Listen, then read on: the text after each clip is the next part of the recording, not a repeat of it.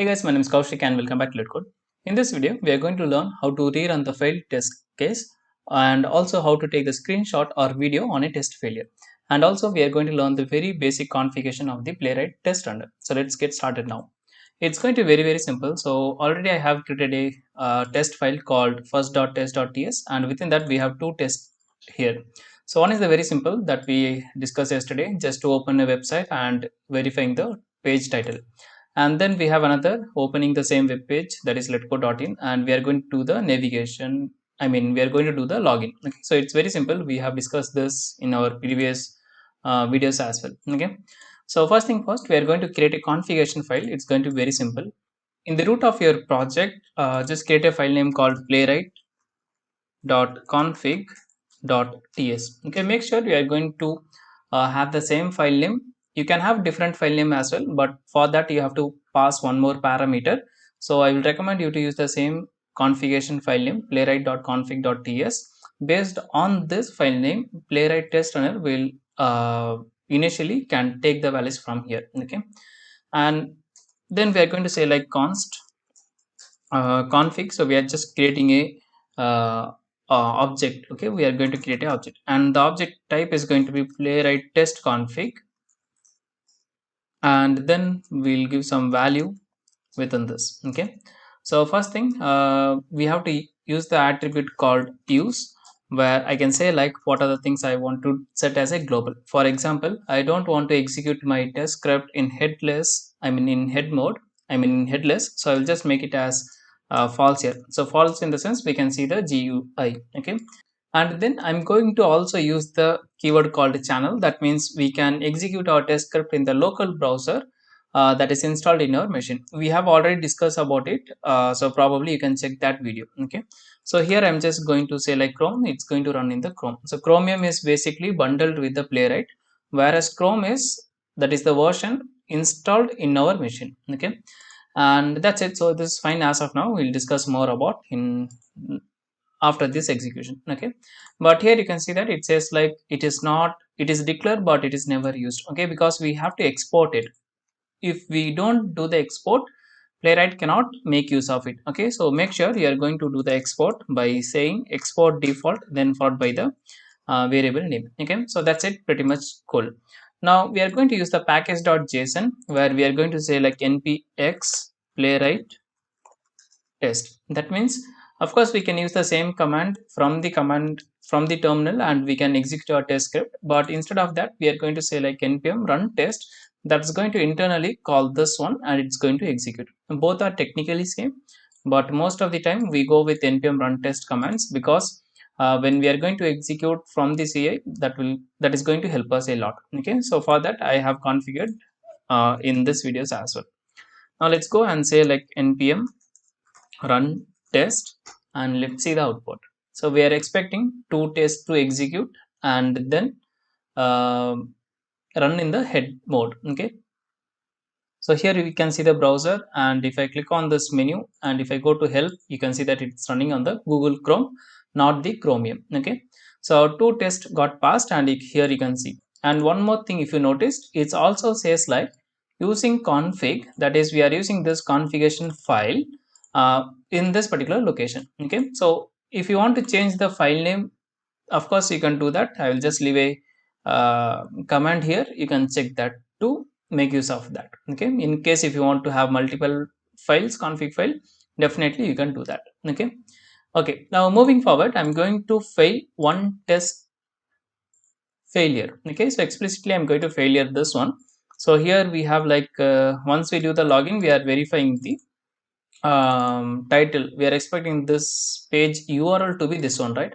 So instead of that I will say like I'm expecting this to be letgo.com, not .in. So of course this is going to fail, right?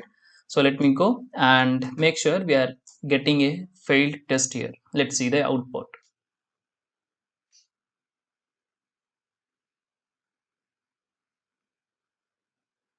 So first test passed. Now the second test is going to fail actually.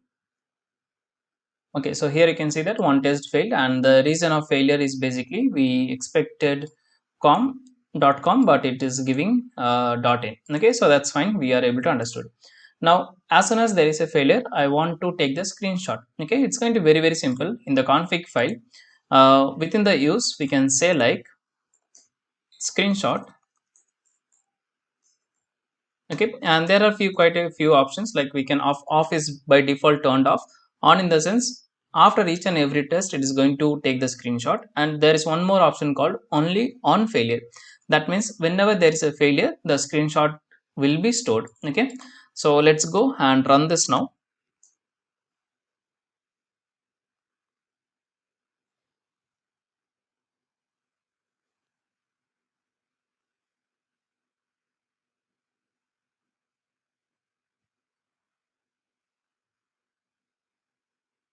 Okay, so here we got the test result, test dash result, and within that we have another folder. Okay, this folder name is generated by the playwright by default. Okay, so what it says like test, the test is running, and first is basically our file name, the script file name, and open let code and login is my the test case name, basically this one, right? So open let code and login is this name, and Chromium is the browser we have launched.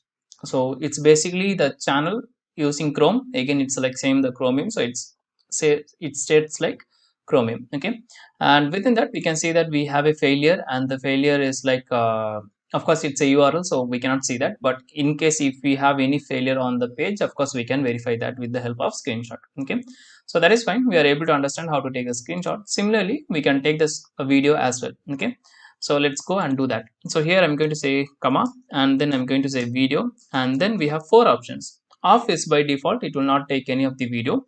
On in the sense, for each and every test we can take the video.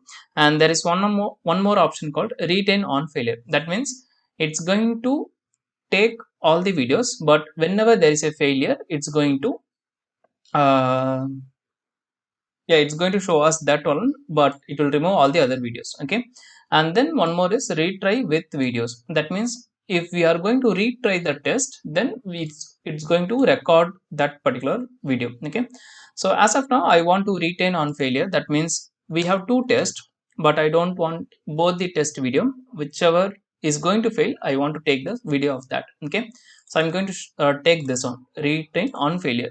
Let's go and run this.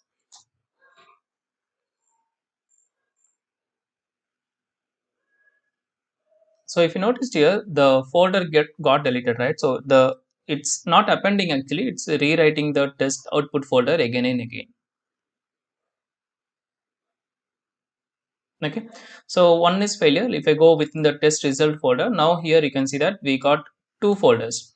So one is the past one where sorry, so this is the past one. It didn't take any of the screenshot or the video because we don't configure. We haven't configured. We have configured screenshot only for failure and video for failure. Okay, so here you can see we got this webm, that is the video file. Okay, I'm not going to play. Of course, you can check your side. Okay, now I want to retry. Okay, so if there is any failure, I want to retry the test again, like n number of times. Okay, so for that what can I do is I can say here like retries. Okay, not within the use, you have to state that with the outside. Okay, retries is like a global configuration. Like you might have like n number of test cases, and in the n number of test cases, if there is any failure, what you want to do with that. Okay, so I'm going to retry, and here I have to specify the n value, that is number. So I'm going to say like I want to retry for 2 times. Okay, so here returns like maximum number of attempts to be failed. Okay, it's not going to run all the tests.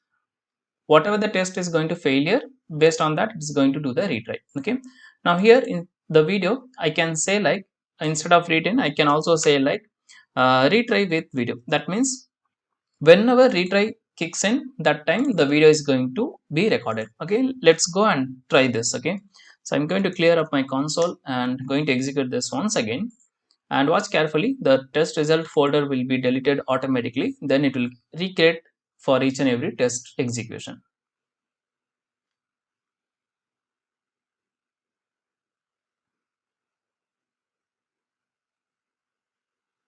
Okay, so one test failure, after that again it's going to retry for 2 times. Okay, so this is my first time, and again it's going to execute. So second time, now this is the third time. Okay, so totally two in the sense, of course, the first one is the actual failure, and second and third is the retried one. Okay, yeah, that's it. It should stop now. Now let's go to the test result, and here you can see that retry 1 and retry 2. So within that we can find one video, and within that we can find one video. Okay, here I have explicitly failed. Of course, even if you try to retry, of course it's going to fail. So that is not the use case here. But when it will be useful in the sense, for example, for stale element exception, I haven't faced any of the stale element in Playwright as of now, but I'm just comparing with the Selenium, right? So in case if you have like your database is not loaded properly and your page is loading for a long time, in that scenario, if the test fails, then of course retry will definitely help you. Okay, so retry is going to retry for each and every test. Okay, I mean for failure test alone. Okay, now just in case if you want to see the report in the console or maybe in the output folder, we can still do that. Okay, so here I can say like the first one, it's going to be dot. That means we are expecting this dot to be in the console, and then I'm expecting the output as a JSON file. So here I can say like JSON, and also remember you have to specify the output file path, right? So I'll just name this like maybe test dash result dot json. Okay, so specify the file name and the format. Okay, so that's it. It's going to execute the report as well in the console and the output as a JSON file. Let me show you that. It's very easy comparing to the Jest is also easy, but in Jest we don't have few of the facilities like directly recording from the config or taking the screenshot based on the failure. So I think here Playwright Test Runner plays a major role. Okay, only thing I missed is basically the Allure report. In Jest we have the Just Allure report dependency. We can make use of it so that we'll get a beautiful HTML reporter, but in Playwright we don't have that option as of now, but I believe that they are going to bring it in the future. Okay, so yeah, that's it. So here you can see we got this test result.json where we have like all the details. I strongly recommend you to go through and read what is inside this. Just because we are getting a file, don't say like okay we generated a report. Just go through the file, understand what are the things we are getting.